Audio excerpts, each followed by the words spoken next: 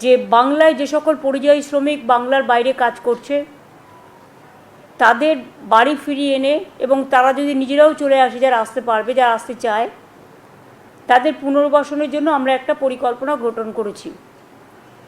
এই পরিকল্পনাটার আমরা নাম দিয়েছি শ্রমশ্রী।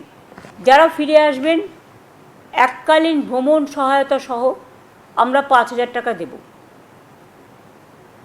পুনর্বাসন ভাতা মানে আমরা ফিরে আসার পর 12 মাস মানে 1 বছর নতুন কাজের ব্যবস্থা না হওয়া অবধি প্রতি মাসে তাদের 5,000 টাকা করে দেওয়া হবে। লেবার ডিপার্টমেন্ট হচ্ছে এটার ব্যাপারে নোডাল ডিপার্টমেন্ট। আমাদের উৎকর্ষ বাংলা আছে যেখানে স্কিল ট্রেনিং দেওয়া হয়।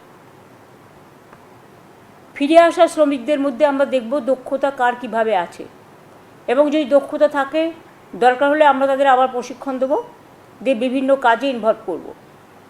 এছাড়াও কর্মশ্রী প্রকল্প আমাদের আছে, এই শ্রমিকদেরও জব কার্ড দেওয়া হবে।